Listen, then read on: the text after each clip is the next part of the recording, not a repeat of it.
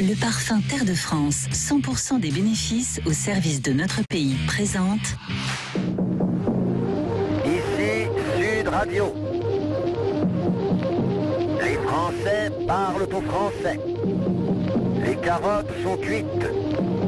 Les carottes sont cuites. Sud Radio Berkov dans tous ses états. Un jour comme un autre, un dimanche comme un autre. Mais ça ne s'est pas déroulé comme toujours et comme tous les dimanches. Un agent de police a ouvert le feu à plusieurs reprises sur un véhicule soupçonné d'avoir forcé un contrôle près du Pont-Neuf à Paris, dimanche soir, tuant 2 de ses passagers. Et il a été mis en examen à cet agent de police, notamment pour homicide volontaire. Alors, violence volontaire par personne dépositaire de l'autorité publique ayant entraîné la mort sans intention de la donner, s'agissant du passager avant, et pour violence volontaire aggravée par des personnes dépositaires de l'autorité publique envers le passager arrière. Alors, bon, l'enquête est intéressante parce que violence involontaire d'un côté et violence volontaire de l'autre. En fait, non, violence volontaire des deux côtés, pardon. Alors, qu'est-ce qui s'est passé exactement? Qu'est-ce qui se passe surtout dans ce climat où c'est devenu pratiquement quotidien que la police qui a, je le rappelle, le monopole de la violence pour protéger le citoyen, qui quelquefois commet des erreurs ou des bavures, mais se fasse agresser en permanence par un certain nombre de gens un peu partout. On a vu ce qui s'est passé, ce qui se passe à Brest, à Brest. Voiture de police incendiée dans le quartier Saint-Marc. Je ne rappellerai pas Viry-Châtillon et un certain nombre d'incidents, et ça devient pratiquement quotidien. Pourquoi ? On en parle tout de suite avec Grégory Joron, secrétaire général unité SGP Police FO. Sud Radio Berkov dans tous ses états. Le fait du jour. Brest, ce n'est pas ça. Viry-Châtillon non plus. Et dans plusieurs villes, quartiers de France et de Navarre, on a l'impression que c'est devenu quotidien. Il y a une espèce de césure qui est due à beaucoup de choses quand même. Et on a l'impression qu'on peut aujourd'hui attaquer la police. On voit sur les réseaux sociaux les vidéos en toute impunité. Justifié, pas justifié. Bonjour Grégory Joron. Bonjour.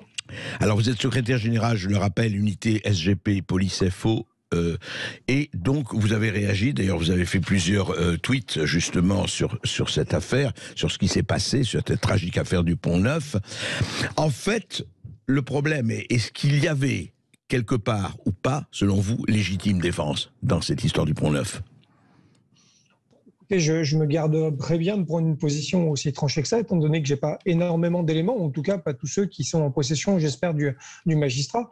Oui. Ce que je peux dire, c'est que forcément, le point de départ de cette affaire, c'est un refus d'obtempérer. C'est important de le préciser parce que moi, quand je suis rentré dans la police, on me disait toujours que la mission la plus dangereuse, c'était le différend familial, parce que derrière la porte devant laquelle on se présentait, on savait pas ce qui pouvait se passer. J'ai envie de dire aujourd'hui, malheureusement, depuis des mois, et presque des années, la mission la plus dangereuse, c'est quasiment de contrôler un véhicule finalement, puisqu'il y a un refus d'obtempérer toutes les 20 minutes, et on sait que des fois... Toutes les 20 minutes, vous dites, oui, c'est ce que dit le ministère de l'Intérieur, refus d'obtempérer toutes les 20 minutes en France, c'est ça ? Oui. Un refus d'obtempérer toutes les 20 minutes. Et un refus d'obtempérer dans lesquels, souvent, forcément, le véhicule est une arme, pas destination. Et on a souvenir quand même encore assez prégnant de notre collègue gendarme dans le sud-ouest qui est décédé, renversé par un véhicule qui n'a même pas freiné, et d'autres policiers qui ont malheureusement eu le même sort. Donc forcément, sur le Pont-Neuf, je rappelle juste ce point de départ, c'est un refus d'obtempérer avec un véhicule qui a démarré...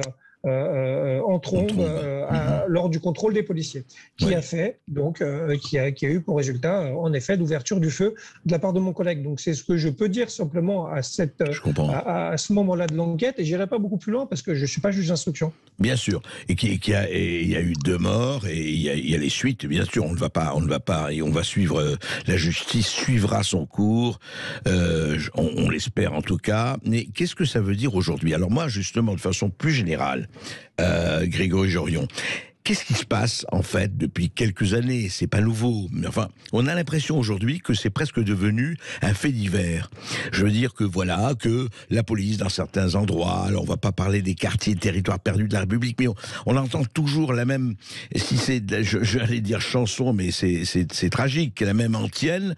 Voilà, les gens arrivent, d'ailleurs c'est vrai pour des pompiers, tout ça, soit ce sont des guet-apens, soit les tirs de mortier, soit on a vu les images. Enfin, tous ont vu les images, soit des jeunes qui dansent sur un véhicule de police, soit les polices municipales qui interrompent des dealers, et alors les policiers municipaux leur disent « bon, maintenant, cassez-vous », l'autre dit « non, on se casse pas », etc., etc., etc.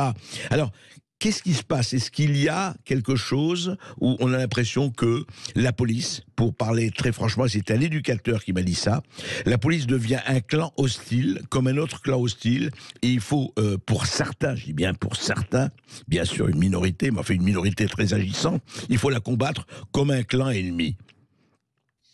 Oui, alors merci de repréciser que c'est une minorité bien sûr, très agissante. Vous avez raison. Je rappelle que les policiers, et on est revenu heureusement après le mouvement des Gilets jaunes à un taux de satisfaction, en tout cas de confiance de la part de la population, qui est égal, voire supérieur à celui des autres polices européennes voisines comme l'Allemagne ou l'Angleterre. Donc voilà, on a quand même heureusement plus de 70% de la population qui fait confiance à sa police, et c'est tant mieux.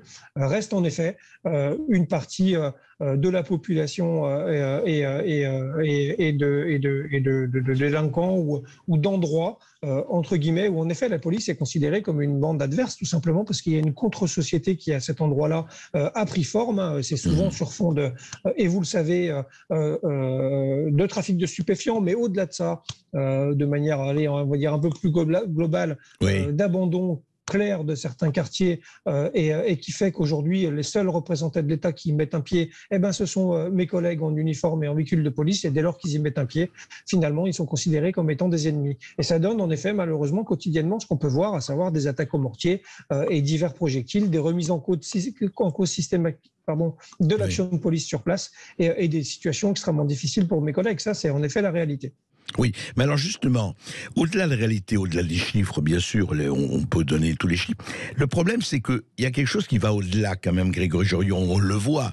Il y a quelque chose qui est que, en fait, on laisse faire. Alors, quand je dis on va pas dire oui, est-ce que ce n'est pas une question de gouvernement de droite ou de gauche, aujourd'hui ou ailleurs. On a l'impression que cette situation s'est installée et qu'on dit, en tout cas, tout se passe comme si on dit c'est comme ça, voilà, écoutez, ça fait partie du quotidien maintenant, et que la police ne puisse pas rentrer, ou en tout cas, franchement, et on le sait, vous le savez beaucoup mieux que moi, et beaucoup mieux que tout le monde, il y a des quartiers où on dit, écoutez, il vaut mieux ne pas y aller. On sait très bien, et au-delà des dealers de drogue, vous l'avez dit vous-même,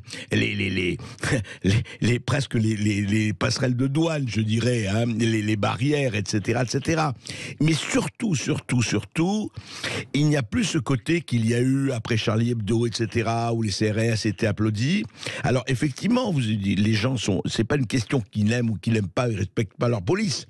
Mais on a l'impression, et on le sent, en tout cas dans beaucoup de quartiers, et ce n'est pas seulement dans les quartiers dits perdus de la République, que les gens se disent personne n'est plus là pour nous protéger.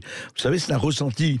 Ce n'est pas vrai, bien sûr, mais c'est un ressenti, et ce ressenti-là, et c'est aux policiers, aux syndicalistes que je pose la question, comment le combattre? Est-ce que c'est par la justice? Est-ce que c'est par une tolérance zéro? Est-ce que c'est par la reconnaissance? Et j'aimerais avoir votre avis sur ce qu'on a parlé, le concept de défense excusable. Est-ce que les policiers ne devraient pas avoir un peu plus non pas de moyens simplement matériels, mais le moyen de se défendre à égalité, je dirais, avec leurs agresseurs? Alors, il y a beaucoup de choses dans votre question, mais évidemment que nous, on réclame plus de moyens, évidemment qu'on réclame plus de soutien, évidemment qu'il y a une question de réponse pénale, mais au-delà de la réponse pénale, parce que je ne veux pas tomber dans un duel police-justice, moi je pense que, et je l'écris encore il y a quelques minutes, je pense que dans une société comme la nôtre, et surtout dans l'état qui est la sienne, la police et la justice doivent être côte à côte, coûte que coûte. Oui, mais ça c'est un vœu pieux, clairement. Ça.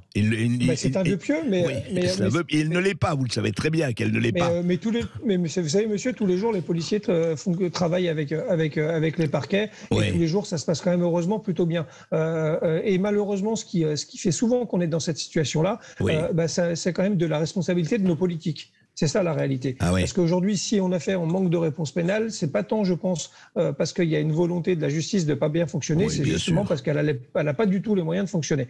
Et donc, malheureusement, je pense qu'on ne peut pas regarder ces problèmes-là dans les quartiers de comportement que par la petite fenêtre policière, parce qu'on ne peut pas nous régler justement ça à notre niveau, malheureusement. Ce qu'on doit dire, et moi je suis syndicat de police, vous l'avez dit, représentant du personnel, ce que je peux dire, c'est qu'en effet, c'est extrêmement difficile pour mes collègues, c'est extrêmement difficile d'interpeller des gens et de voir que rapidement, parce que la justice manque de moyens, parce qu'on manque de places de prison, parce qu'on manque de centres d'éducation fermés, parce que finalement on ne sait plus quoi faire avec ces jeunes-là et ces délinquants-là qui...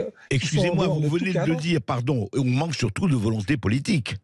Il faut quand même le dire. On manque de moyens. Parce que tout le temps, quand j'entends, pardon, excusez-moi, c'est pas, j'entends, on manque de moyens. C'est pas une question de manque de moyens, là. Est-ce que, par exemple, il y a le concept de défense excusable? Pardon, est-ce que ça vous... Parce que moi, j'ai entendu aussi des policiers qui ne pouvaient pas parler, j'en parle avec pas mal d'entre eux. Ils disent, oui, mais on nous interdit d'utiliser tel moyen ou tel moyen ou tel moyen. C'est pas le manque de moyens, c'est l'utilisation de ces moyens. Non, mais alors après, attention, la défense excusable, ça concernait surtout les citoyens, d'après ce que j'avais suivi par rapport, on va dire, au programme de certains candidats. Ouais. Moi, je pense qu'il ne faut surtout pas, vous l'avez rappelé en préambule dans vos propos liminaires, les policiers ont le monopole de la violence légitime. Dans un état de droit, je pense que c'est très important que ce soit eux qui gardent ça et qu'on soit justement en capacité de pouvoir assurer la sécurité de chaque citoyen pour éviter à ceux-ci de se rendre ou policier ou justicier, clairement. Donc voilà. Donc là-dessus, le constat est très clair. Par contre, en effet, il y a une volonté politique qui doit être très claire à l'endroit justement de cette petite partie de la population qui pourrit la vie de tous les autres. Ça, c'est une réalité. Est-ce qu'elle est là actuellement? Je n'en suis pas certain. Et moi, je suis assez clair. Hein. J'en ai déjà parlé au président de la République, j'en ai parlé au Premier ministre. Il y a un manque de cohérence dans la politique pénale qui a été menée pendant 5 ans. C'est une réalité, un exemple très, très, très prégnant. Oui. Les rodéos, ça pourrit la vie de tout le monde dans les quartiers, ça pourrit la vie des gens qui y vivent et qui souhaitent forcément y vivre en toute tranquillité. Et ben, quand on durcit la loi sur les rodéos en 2018, on dit on va taper fort, maintenant un rodéo c'est 1 an de prison, c'est comme ça sera le minimum. Et finalement, l'année d'après, il y a la circulaire Biloubet qui vient nous expliquer que toutes les peines de moins de 2 ans vont être aménagées. Donc forcément, le durcissement qu'on a fait l'année d'avant ne tient plus l'année d'après. Et ça, c'est justement de la politique pénale. Et c'est justement nous, syndicats, en toute responsabilité, ce qu'on doit dénoncer et en tout cas dire aux politiques, attention, ce que vous avez fait, finalement, vous le détricotez, donc ça n'a pas de sens. Et si ça n'a pas de sens, ça ne réglera pas notre problème sur le terrain. Voilà, ça c'est un des éléments majeurs, à mon avis, qui doit être amélioré très rapidement. Oui, c'est très important et merci de le dire. Juste un mot, le concept alors laissons la défense excusable, effectivement, qui se passe au niveau des citoyens, et c'est un autre problème. Moi, je suis d'accord avec vous sur le monopole de la violence et à qui l'attribuer. En revanche, est-ce que vous trouvez qu'aujourd'hui, la légitime défense, est-ce que c'est un concept quand même qu'on devrait un peu rétablir ? Y compris pour les policiers, hein, bien sûr, pour les forces de l'ordre. La légitime défense existe, elle est ce qu'elle est, au travers du code pénal, avec évidemment des éléments importants pour pouvoir faire en sorte qu'elle soit reconnue, hein, l'immédiateté face à une atteinte injustifiée, avec une réponse proportionnée, etc. Bon, voilà, c'est notre loi, c'est notre cadre. Moi, je suis pas convaincu, comme j'ai pu l'entendre aussi, du bienfait de la présomption de légitime défense. Pourquoi ? Parce que dans le système qui est le nôtre actuellement, c'est surtout ça qu'il faut dire. Ça serait faire croire à nos collègues que dès lors qu'ils vont agir, ils vont être présumés en légitime défense. Sauf que n'importe quel magistrat, dans un cadre, par exemple, comme celui du Pont-Neuf, va venir à faire quoi ? À venir étudier évidemment les conditions de la légitime défense. Donc au final, ça reviendra au même. Et regardons d'actualité récente le père de famille qui a agi parce que des gens s'introduisaient de nuit dans son domicile et a tué d'ailleurs un de ses cambrioleurs. C'est un cadre justement de la présomption de légitime défense dans notre code pénal et il a été mis en examen pour ces faits-là. Donc en fait, ça ne réglera rien. Moi, au titre d'une TGP Police, on est très clair. On souhaite que dans ces affaires-là, d'usage des armes en intervention, il faut une juridiction spécialisée avec des magistrats qui soient sensibilisés, aguerris, pleinement conscience de la difficulté du métier de policier, de la psychologie dans laquelle on est quand on intervient, et surtout du fait qu'il nous faut un dixième de seconde pour réagir et prendre la bonne décision.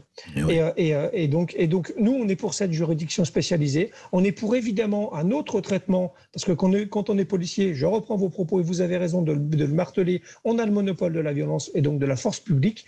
Évidemment, donc, cette condition-là doit nous conduire aussi à être traité peut-être autrement dès lors qu'on est en intervention, sur nos gardes à vue, nos mises en examen, etc. Il y a plein de choses à faire. Il faut juste pas le faire quand on est dans un moment de passion comme on l'est avec notre collègue du Pont-Neuf, essayer de travailler sereinement pour ne pas, entre guillemets, lui attirer plus d'ennuis qu'il n'a actuellement. Et comme vous dites, chacun doit prendre ses responsabilités. Merci Grégory Jorion. Merci à vous.